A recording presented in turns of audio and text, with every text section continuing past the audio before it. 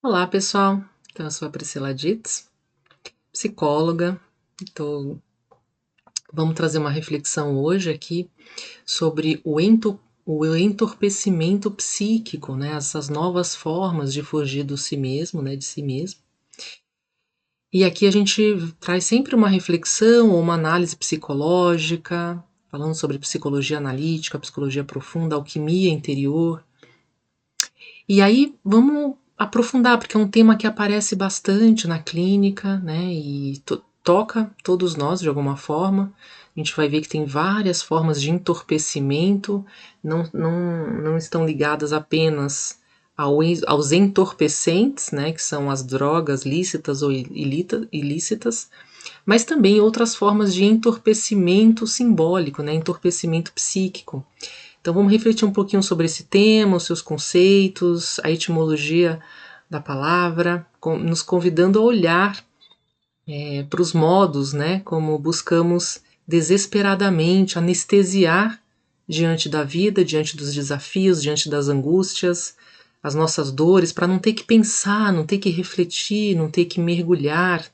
Então a gente vai buscando se anestesiar simplesmente, né? Que simboliza muito ir para uma posição fetal, né? Uma posição de estagnação, de torpor mesmo, né? De entorpecimento. E aí a gente vai adiando, né? Em vez da gente elaborar e se aprofundar no entendimento do nosso sofrimento psíquico, a gente simplesmente anestesia. Então, pensando na mitologia do entorpecer, podemos entender essa expressão como um conjunto de narrativas internas e também coletivas, né, do complexo cultural do momento que nos leva a evitar o sentir. É como se o sentir, né, a gente vive num momento que sentir, se eu estou sentindo uma tristeza, não, eu não posso, eu tenho que anestesiar. Se eu estou sentindo uma melancolia, eu não posso, eu tenho que anestesiar. Então é como se a gente precisasse se anestesiar o tempo inteiro. A gente vive uma narrativa do cansaço, uma narrativa da performance, né? Eu tenho que estar sempre performando, eu tenho que estar sempre alegre, sempre produtivo, cheio de vitalidade, competência, eu tenho que ser o bodybuilder, né? Então, eu tenho que estar sempre em forma o tempo inteiro, eu tenho que me alimentar bem, eu tenho que ter um corpo ideal, eu tenho que ter o trabalho ideal, eu tenho que ter o número de seguidores ideal. Então, é a sociedade, como diz no livro, né, da Marilena Chauí, é a ideologia da competência. Né? Vivemos essa escravidão da competência, de ser competente o tempo inteiro. Né? E aí isso vai nos levando também a um estado de querer se entorpecer, de querer sair, né, dessa persona que criamos da performance. Então aí se manifesta sempre que buscamos fugir do nosso sofrimento. Aí vem o entorpecimento, a necessidade do entorpecer, a busca de uma anestesia psíquica.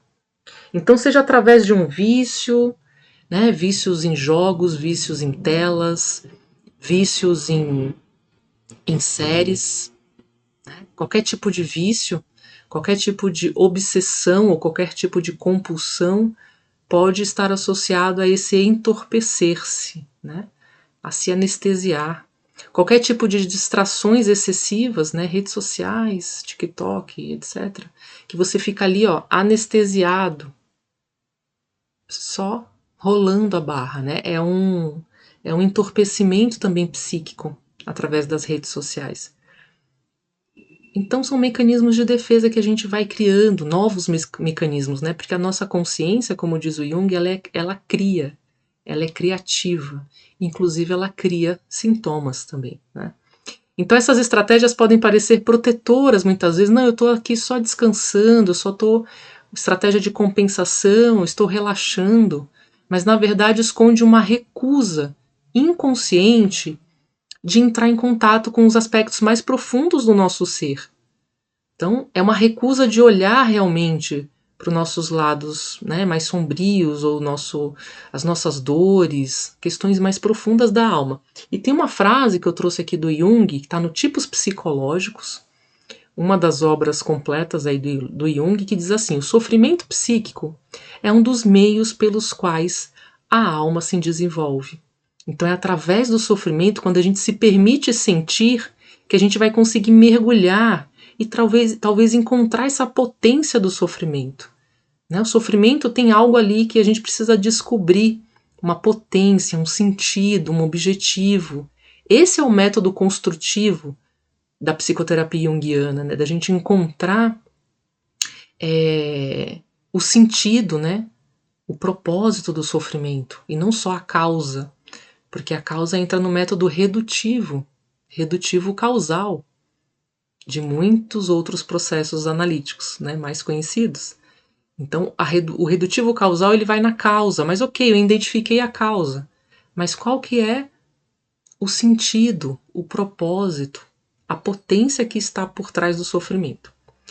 Então, pensando um pouco na etimologia simbólica do entorpecimento, a palavra torpor vem do latim torpere, que significa dormente, insensível, paralisado.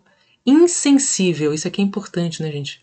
Muitas vezes eu percebo, né, nos meus atendimentos clínicos, pacientes que estão se entorpecendo de várias formas e eles também se tornam insensíveis. Insensíveis no relacionamento, insensíveis no trabalho, insensíveis, né, insensíveis de uma maneira geral, às dores do mundo, ao sofrimento alheio. Quando a gente se entorpece, a gente não fica só insensível em relação ao outro, mas em relação a nós mesmos, mas também em relação a todos que estão à nossa volta. É um tipo de anestesia emocional. Então, no sentido simbólico, representa um estado de adormecimento da nossa alma. Então, entorpecer, que já é uma palavra que está formada pelo prefixo em significa intensificar. E torpor, né? Então é intensificar esse torpor, é intensificar a dormência da vida, é intensificar o adormecimento, é uma fuga. A gente pode falar também, usar essa simbologia do querer fugir, querer se anestesiar. Então na psicologia junguiana, né, eu faço essa análise que o entorpecimento emocional é visto como uma defesa, né? Defesa das dores, é uma defesa egóica. Né? E tem uma frase, né, que o Jung traz também associando aqui, que não se torna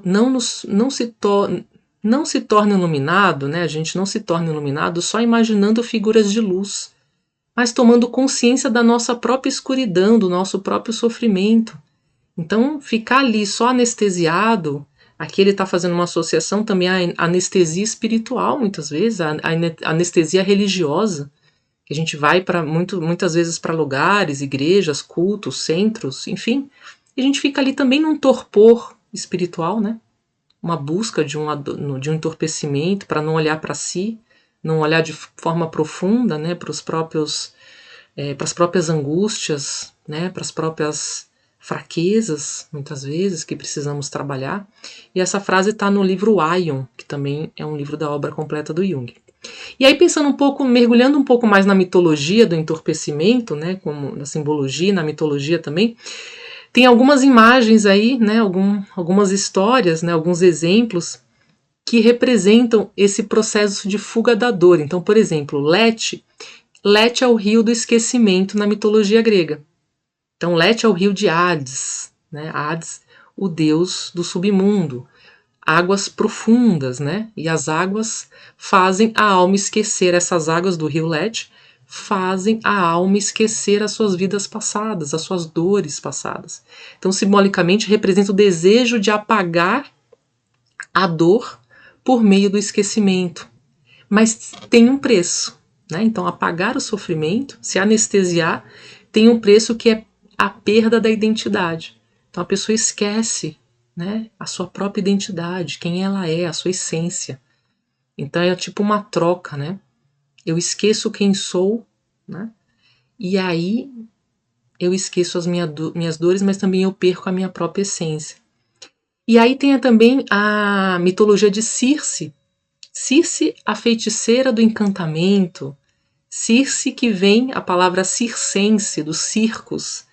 A feiticeira que encanta, tem origem na mitologia grega também, e sua história mais conhecida aparece na Odisseia de Homero, escrita por volta lá do século 8 a.C., né? E Circe, seduzia e transformava homens em animais.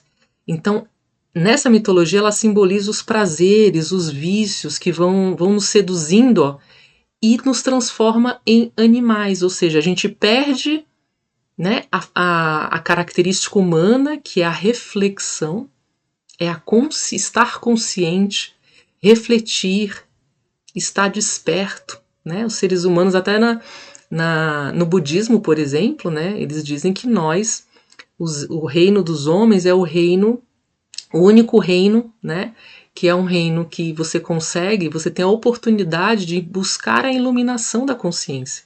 Os outros reinos não têm essa condição, o reino animal, outros reinos não têm essa. O único reino, né, então é uma boa aventurança, né, você ter nascido como um corpo humano, porque aí você tem a chance de, através do seu livre-arbítrio, de você buscar a iluminação da própria consciência.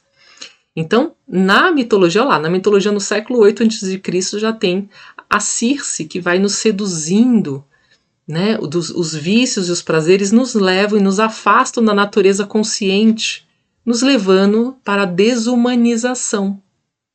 Nos leva para o lado mais irracional, um lado mais instintivo, um lado mais animalesco da natureza. E aí também tem a mitologia dos comedores de lótus, né? Na Odisseia também de Homero, os heróis eles comiam lótus e esqueciam da sua missão e não queriam mais voltar para casa, ou seja, eles se perdiam no entorpecimento. E é uma metáfora para os estados em que nos perdemos da nossa própria jornada interior, da nosso próprio caminho de individuação, através desses entorpecimentos, desse torpor, né, de todos os tipos de entorpecimento, anestesia emocional que a gente tem à disposição hoje. Então também é interessante, né, essa mitologia. E aí tem também o mito de Narciso. Por que Narciso, a gente tem a ver com entorpecimento? Vamos lá. Narciso é aquele que se apaixona por si mesmo, né? Apaixona pelo próprio reflexo. Hoje é o que mais vemos nas redes sociais, né? O apaixonamento da autoimagem. Narciso ele se isola do mundo, ele se apaixona por si. Então aqui é o autoencantamento, né? Essa coisa do se entorpecer com si mesmo. Então representa um tipo de entorpecimento afetivo que você não consegue se afinizar com mais ninguém, se afetuar com mais ninguém, porque você só consegue sentir, né, o sentimento só voltado para si, é a recusa do encontro real com o outro. Então a gente fica preso na imagem de si mesmo. Então ninguém vai ser bom o suficiente. Ninguém vai estar à altura. Eu me cuido, eu isso, eu aquilo, eu. Não tem um outro, né, que é suficientemente bom à altura desse meu eu que eu invisto, que eu cultuo, que eu me entorpeço em mim mesmo. É um apaixonamento de si. Então, gente, na linguagem simbólica, o torpor é um estado entre consciente e inconsciente, né? Uma coisa ali híbrida. Então pode ser uma pausa necessária, mas quando prolongado, aprisiona a própria alma. Como diz o Jung lá nos Memórias, Sonhos e Reflexões, o inconsciente não apenas nos contém, ele nos cerca de todos os lados, né? O inconsciente ele está envolvendo a tudo, né? Então não é a consciência que acessa né? Não é a consciência que cria o inconsciente, pelo contrário, o inconsciente que contém a consciência, né? A consciência é tomada pelo inconsciente. E aí vamos pegar um pouquinho exemplos, né? Na vida cotidiana, no nosso momento presente. Então, algumas formas de expressão desse entorpecimento é o uso excessivo de redes sociais, substâncias lícitas e ilícitas, álcool, excesso de comida, medicamentos, excesso de entretenimento, excesso de atividades, excesso de compulsão por produtividade, a compulsão pelo controle, excesso de controle, excesso de regras, excesso de tudo tem que ser mensurado em planilha. Eu escuto muito na clínica, né, que muitas metodologias ágeis, entre aspas, né, gente, metodologias ágeis, né, no mundo corporativo, você tem que mensurar cada minuto de trabalho, cada segundo. Você tem que pôr numa planilha para ser mais ágil, né? Para você mapear os processos e ser mais ágil, mais produtivo. Mais produtivo para quem? Para quê? Né? Ideologia da competência. Marilena Chauí. Relações, né? Relações em geral, o vício pornográfico, o vício pelo colecionamento, né? O colecionar relações, colecionar pessoas, colecionar crushes, matches, né? O uso da espiritualidade também como uma fuga, um torpor, que é uma espiritualidade que não refletida, é uma vivência espiritual que não é para refletir e buscar uma integração, é simplesmente para entorpecer muitas vezes.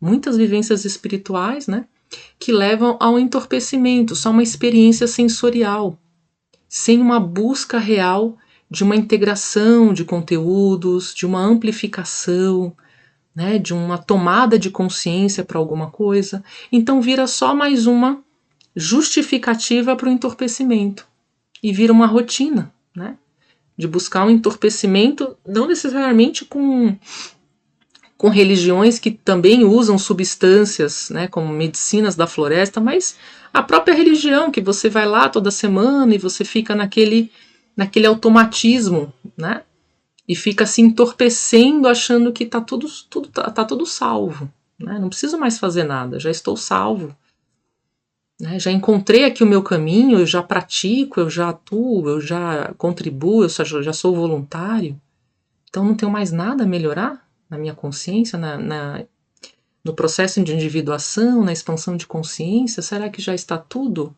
resolvido? Então, quando a alma entra em torpor, ela pode estar se protegendo de algo, é aí que a gente tem que mergulhar nesse entendimento. Mas também pode ser algo que é um alerta para algo que precisa ser despertado, que a gente não se deu conta ainda. Um outro vício, né, um outro torpor que é muito comum é o vício em redes sociais, nesse entretenimento infinito. Né? Barras de rolagem infinita, TikTok, YouTuber. Para evitar o tédio, a solidão, a ansiedade, a gente se anestesia nos conteúdos alheios. Né? Então, a gente busca esse prazer imediato ali, né? Uma satisfação. Então, uma reflexão. O que você evita sentir quando você busca uma distração constante? Para onde você está fugindo? Está fugindo do quê? Que parte da sua alma está sendo silenciada quando a gente fica entorpecido digitalmente? Qual parte de mim que eu não estou acessando? Então, por exemplo, outro ponto é o uso excessivo de medicação, né? A medicalização da vida, né? O uso de medicamentos psiquiátricos sem acompanhamento terapêutico, sem reflexão. Pensando aí no simbolismo de Lete, né, que alivia a dor, aí a gente pode associar à mitologia de Lete, que eu tenho a minha dor anestesiada, a minha ansiedade, a minha depressão, mas eu também me perco a minha própria identidade. Eu escuto muito na clínica, gente, pessoas que tomam antidepressivos, por exemplo, ou ansiolíticos, e não sentem mais alegria, não dão mais risada, né? Então, embora os psicofármacos tenham uma função reguladora, né, e necessária em muitos casos, tem um risco aí de se transformar eles também em soluções mágicas para evitar um mergulho no inconsciente, um mergulho com o confronto com os próprios conteúdos psíquicos, né, com a própria vida, com a própria experiência. Por isso que Jung fala em psicologia e religião, tem um trecho que ele fala assim, a doença da alma deve ser compreendida como símbolo, não apenas suprimida. Então, por isso, gente, que o DSM-5, né, do DSM-3 para frente, ele tirou a palavra doença, agora é transtorno. Porque a doença, ela tem uma história, né? Ela tem tem uma coisa ali que tem toda uma história que foi construída e pode ser muito diferente, e é diferente para cada pessoa, porque cada subjetividade é única, né? Cada indivíduo é único. Só que o transtorno é mais fácil de objetificar. O transtorno é aquilo que o disorder, né? Em inglês, disorder. É a desordem. O transtorno é a desordem, aquilo que traz uma desordem, né, para a produtividade. O que está desorganizado? O que está assim? O que está sendo? O que está transtornando? Está atrapalhando o trabalho? Está atrapalhando a produtividade? Está atrapalhando a competência? Então a gente tem que medicar. É um disorder, né? É uma desordem. E não precisa saber a história. Em 5 minutos aqui eu não preciso saber, eu só preciso saber, eu preciso objetificar, né? Psiquiatria moderna, eu preciso objetificar. Você tem o quê? Você tá com sintomas? Você tem o quê? Ah, tá. Você tem isso? Tem aquilo? Tá com ansiedade, palpitação? É só isso? Tá, então você tem aqui esses 5 sintomas, então tá aqui essa medicação. Então você objetifica as pessoas e você não simboliza, não entende, né? Não entende o simbolismo do adoecimento. Qual foi o adoecimento, né? Como foi construído esse adoecimento na alma, psiquicamente. Consumo de álcool, substância, a gente viu esse aumento absurdo, né? Várias estatísticas mostrando o aumento do consumo de álcool na pandemia, gente. Álcool é entorpecimento. O álcool, ele é depressor, né? Ele vem um efeito depressor no dia seguinte, a famosa ressaca. O álcool é anestésico.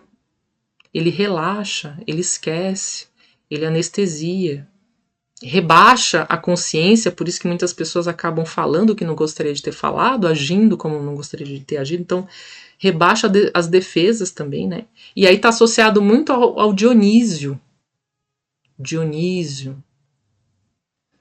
que pode oferecer esse êxtase, a dissolução do ego, através dos prazeres, do vinho, Deus Baco, né? O Deus do vinho.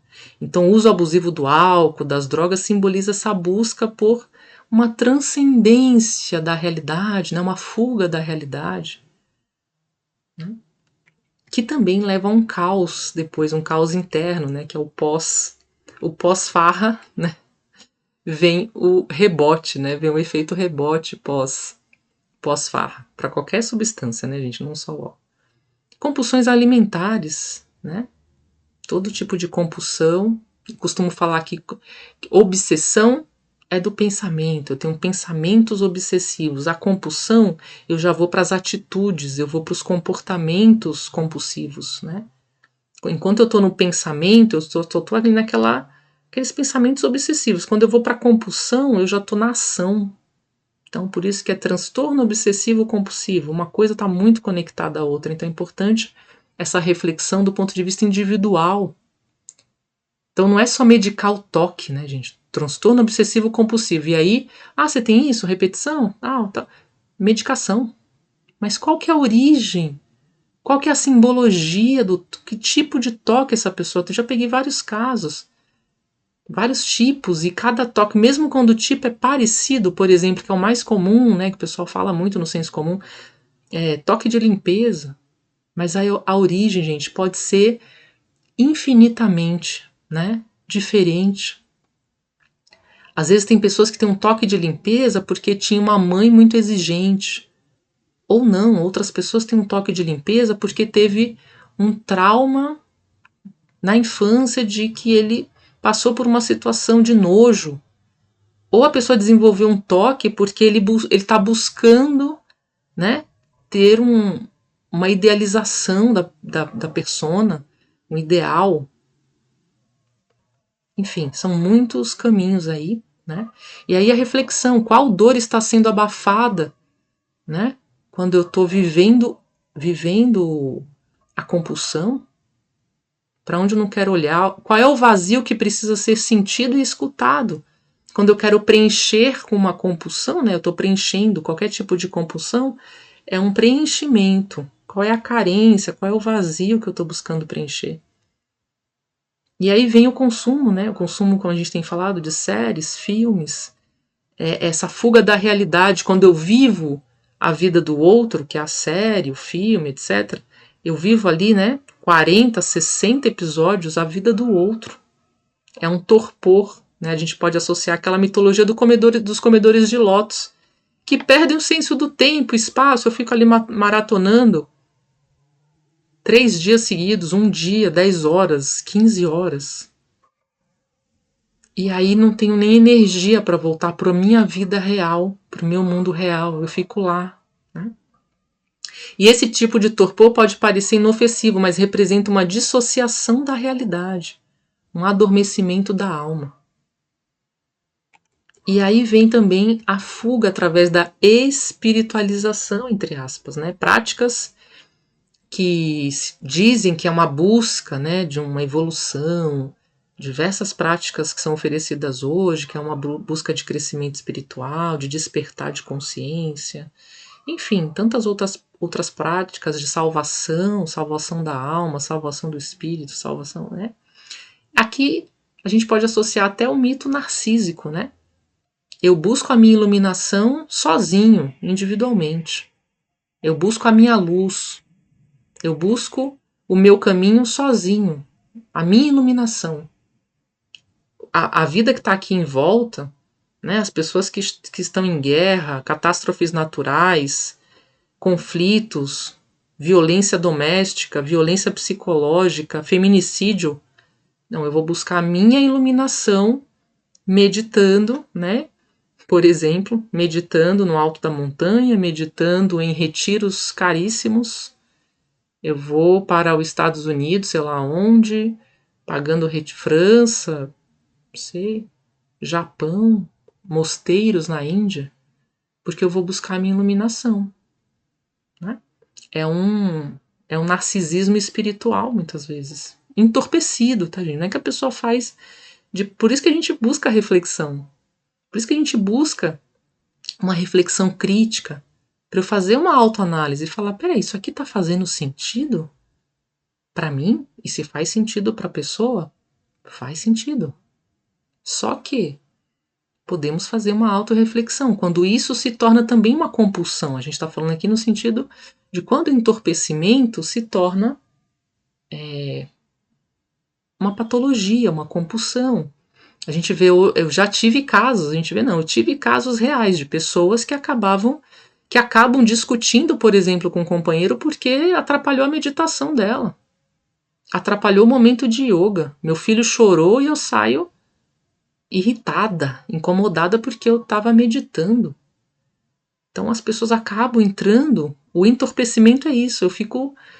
Aciono complexos porque eu criei um ideal, né? Um ideal espiritual, um ideal de prática, um ideal de rotina. E aí eu me coloco no direito, né, de agir até de forma de um descontrole emocional, de um descontrole de comportamento, porque está atrapalhando a minha prática, a minha rotina. Então tem uma frase do James Hillman, né, que ele traz lá no Revendo a Psicologia, que ele diz assim: a espiritualidade sem sofrimento não é alma, é evasão. Frase do Hillman, tá, gente? A espiritualidade sem um sofrimento não é alma. Porque o Hillman ele traz, né? O Hillman é um pós-junguiano, ampliou aí, né, com vários livros, né? E ele traz que o fazer alma é o sentido da vida. Construir a nossa alma, viver, ser, como diz o Jung também, né, que o processo de individuação é tornar-se quem se é, na nossa própria essência. Não é atender a um padrão social, a um padrão familiar, a um padrão cultural. É ser a própria essência, é ser você mesmo. Então, quando você está buscando uma espiritualização e não está vivendo o seu próprio sofrimento, entendendo os seus sofrimentos psíquicos, seus sofrimentos relacionais, se você decide fugir dos seus relacionamentos para ir para um mosteiro, por exemplo, ou para ir, né, você só está evadindo, é uma evasão da vida. Né, é uma leitura. Não é um julgamento, tá, gente? É uma leitura, é uma reflexão psicológica. Então, Também o vício em controle e produtividade, ó. Trabalhar excessivamente, manter a produtividade, manter a competência, me manter sempre ocupado, eu tô sempre na correria, eu tô sempre correndo, eu tô sempre cansado. O que mais a gente escuta, né? E aí, tudo bom? Tudo bom? Correria, né? Correria. São Paulo é assim, né? Eu sei quem tá em São Paulo. Eu acho que agora é o Brasil inteiro. Nossa, correria, correria. Pra quê, gente? Pra que essa corrida? Pra que essa busca incessante? É pelo dinheiro? É pra mostrar que tá ocupado? É pra não olhar pro vazio interior? Não ter que lidar com tédio, por exemplo? E aí a gente entra no arquétipo do... No arquétipo não, na imagem arquetípica do herói inflamado, que tenta conquistar o mundo e sai correndo, é o herói de todos. Eu vou salvar a família, eu vou salvar todo mundo, eu vou salvar a equipe. E aí esse, gente, é um falso, né? É a persona, é uma falsa busca, né? De repente a pessoa tá sempre cansado, sempre estressado, sempre irritado e tá somatizando, né? Vários sintomas. É uma defesa contra a sensação de impotência diante da vida e diante do seu próprio processo. Outro ponto são consumos, entorpecimento através das compras, carrinho, né? Carrinhos e mais carrinhos virtuais, carrinhos. Olha, mensagem de manhã, o seu carrinho está te chamando. Mensagem da Amazon, o seu carrinho está te esperando.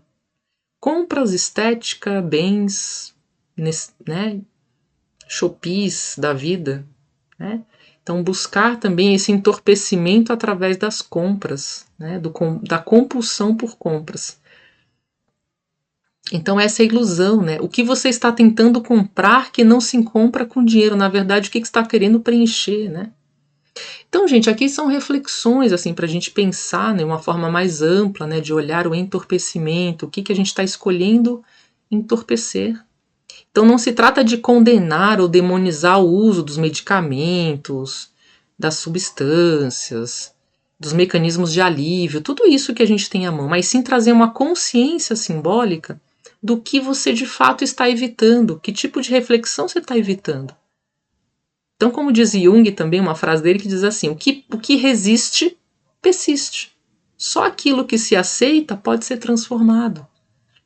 Então, às vezes, você vai estar lá insistindo numa busca e, por exemplo, a compulsão por compras, você se endivida, a compulsão por jogos, a compulsão por apostas, você está se endividando, você está criando, né, uma vida ali de caos. Para quê? Será que você está resistindo e persistindo num padrão comportamental? Ou você realmente não parou para olhar e buscar a sua verdadeira transformação, a sua libertação dessas compulsões e dessas obsessões? Então, o chamado da consciência na clínica, né, podemos convidar aí para essa reflexão psicológica. Qual é o mito pessoal do entorpecimento que eu estou vivendo hoje? Se eu estou vivendo algum mito? Quais dores eu estou evitando sentir, que eu preciso olhar, que eu preciso ressignificar as minhas dores? Que partes de mim mesmo estão anestesiadas, que eu estou anestesiando? Que tipo de repetições, sonhos, os símbolos estão aparecendo? Gente, eu atendo vários pacientes que, quando eles estão tomando algum tipo de medicação psiquiátrica ou até algum tipo de entorpecente, fumando, bebendo muito, não tem acesso à sua vida psíquica, não tem acesso aos sonhos, às fantasias. O seu raciocínio cognitivo fica mais comprometido, debilitado. Então, o que eu preciso integrar? O que eu preciso olhar? E aí o Jung fala também em Memórias, Sonhos e Reflexões que a vocação suprema da nossa alma é tornar-se aquilo que se é, como eu falei anteriormente, né? E o sofrimento é muitas vezes a matéria-prima da transformação interior, né? Então, tem até uma outra frase que eu não vou lembrar agora de quem é, mas que é assim, não sei se é do Rumi, enfim, que a ferida é uma abertura onde pode entrar a luz. Eu gosto muito dessa frase também. A ferida que nós temos também entra a luz através da ferida, né? Então, se o ego tá muito resistente, muito estruturado, muito rígido, muito entorpecido, muito unilateral, a consciência muito unilateralizada, é um congelamento simbólico que impede a alma de atravessar o processo alquímico da sua vida. Por isso que é o alquimize-se. Né? Alquimizar, né? A nossa negredo, as nossas sombras, alquimizar nosso chumbo. Então, por isso que Jung fala em Psicologia e Alquimia, que é um outro livro das obras completas. O que não enfrentamos em nós, encontraremos como destino, gente. Então, o que está acontecendo hoje na sua vida, faz uma reflexão e olha para trás. O que eu não estou enfrentando que está se repetindo na minha vida? Né? Então, esses comportamentos de entorpecimento mostram que há algo na nossa alma, na nossa essência, que a gente está silenciando, que a gente está, né, reprimindo, oprimindo. Quando isso, e aí quando isso não é olhado, não é escutado, se transforma em sintomas. É o princípio da psicossomática. Psico, soma. Corpo é soma. Psico é mente. E aí se transforma em sintomas. Se você tem um sintoma, existe uma origem, existe uma simbologia para o seu sintoma. Então, o Jung fala também que toda forma de vício é um substituto para a ausência do amor. Essa frase aqui eu não tenho a referência, né? Então, toda forma de vício, então vou colocar como minhas palavras, toda forma de vício é um substituto para a ausência, né? Para a carência, para a ausência de amor. Amor aqui não é apenas o que recebemos dos outros, né? Nesse amor mais mundano, mas o amor à verdade da própria alma, o amor a si mesmo, a amorosidade. Então, se entorpecer pode ser uma defesa compreensível, mas a verdadeira alquimia acontece quando escolhemos sentir e não se entorpecer. Né? O entorpecimento é uma defesa. A travessia da dor nos reconecta com a inteireza da alma. Por isso que espero que tenha ajudado nessas reflexões um pouco, ajudar, né, nas suas questões internas, ajudar a refletir sobre o entorpecimento da vida, sobre essa anestesia de si mesmo, que você possa retomar, né, o seu caminho, retomar de forma mais autônoma e parar, né, de seguir, de fugir de si mesmo, fugir da própria vida, da própria essência. Tem outra frase que eu gosto muito que diz assim: a gente não está aqui a passeio, né, gente? A gente está aqui por um propósito, um sentido de vida. Então é isso. Até um próximo vídeo. Quem gostou, deixa seus comentários, reflexões, o que te tocou, o que fez sentido, o que não fez sentido, como te atravessou. E vamos compartilhando, né? Ampliando essas reflexões sobre entorpecimento psíquico. Até um próximo vídeo. Tchau, tchau.